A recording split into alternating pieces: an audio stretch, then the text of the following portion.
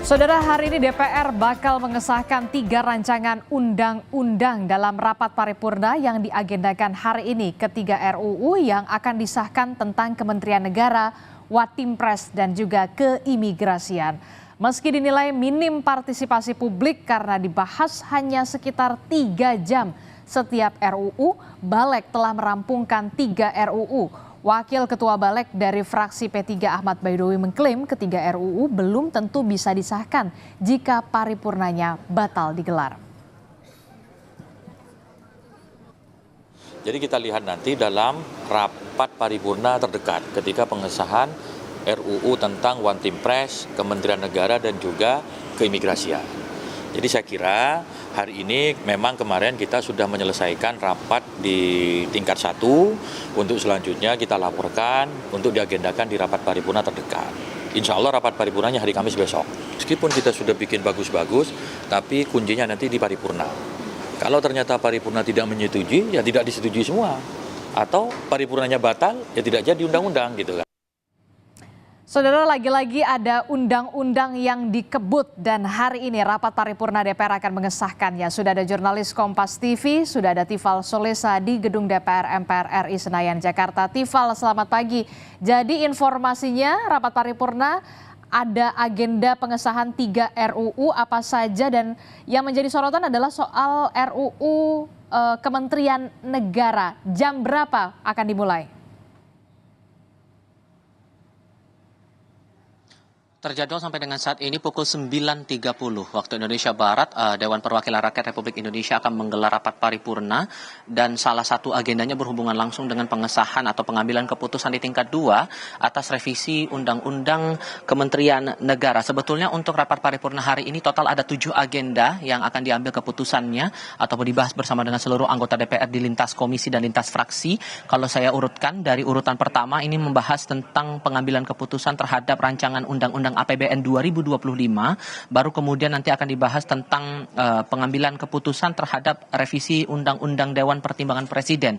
Setelah itu baru akan diambil keputusan terhadap Undang-Undang Kementerian atau revisi Undang-Undang Kementerian Negara, dan di poin berikutnya adalah pengambilan keputusan terhadap Undang-Undang Keimigrasian. Agenda lain yang juga menarik untuk dicermati adalah persetujuan permohonan pertimbangan pemberian kewarganegaraan Republik Indonesia, dilanjutkan dengan pengambilan keputusan. Poin ke-6 adalah penetapan mitra kerja Badan Gizi Nasional, dilanjutkan dengan pengambilan keputusan serta penetapan rancangan peraturan Dewan Perwakilan Rakyat Republik Indonesia tentang pemberian penghargaan kepada anggota DPR RI pada akhir masa keanggotaan 2019-2024. Betul bahwa yang menarik dicermati di sini adalah 3 rancangan atau 3 revisi aturan yang sudah diketok palu di tingkat pertama di Badan Legislasi DPR RI. Yang pertama berhubungan langsung dengan Undang-Undang Kementerian Negara.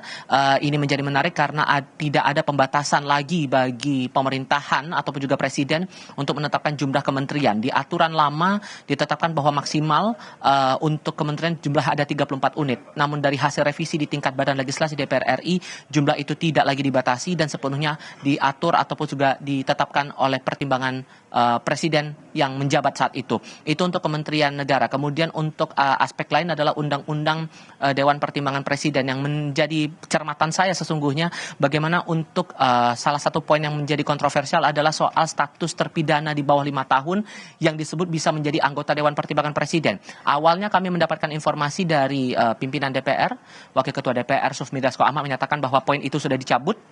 Namun di sisi lain dari Badan Legislasi DPR, dalam hal ini Wakil Ketua Balik DPR RI dari fraksi P3 Ahmad Baidowi menyatakan bahwa itu baru akan diputuskan nanti di momen rapat paripurna hari ini. Apakah poin itu betul dicabut atau justru akan ada perubahan lain? Ini tentu dinamika yang menarik untuk dicermati.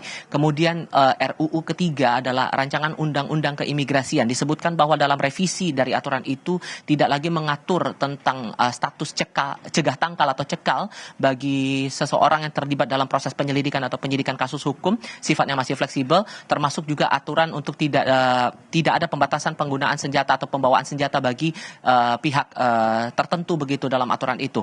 Sejauh mana pengambilan keputusan ini akan diambil oleh DPR RI ini menarik untuk dicermati selama tata tertib DPR ini bisa terpenuhi. Perlu diingat dalam tata tertib DPR setidaknya setengah dari total anggota dewan dan juga setengah dari total fraksi di DPR RI ini harus masuk di dalam ruang rapat paripurna, ikut serta dalam rapat paripurna, barulah kemudian proses dari rapat ini bisa berlanjut lagi untuk diambil momen pengambilan keputusan terhadap aturan-aturan atau revisi terhadap undang-undang yang saya sebutkan tadi di awal. Yang saya cermati sejak saya tiba di sini di Kompleks Parlemen Senayan Jakarta di pukul 8.30 waktu Indonesia bagian Barat belum ada tanda-tanda dari anggota Dewan datang, sehingga tampaknya beberapa saat lagi kita akan melihat jajaran anggota DPR akan tiba di dalam ruang rapat paripurna atau setidaknya di Gedung Nusantara 2 ini untuk kita lihat sejauh mana proses pengambilan keputusan ini akan diambil. Kira-kira kurang dari 10 menit dari sekarang, Adisti. Oke, kita akan tunggu bagaimana rapat paripurna yang ada 7 agenda, salah satunya adalah 3 pengesahan revisi undang-undang. Yang kemudian menarik untuk kita simak adalah soal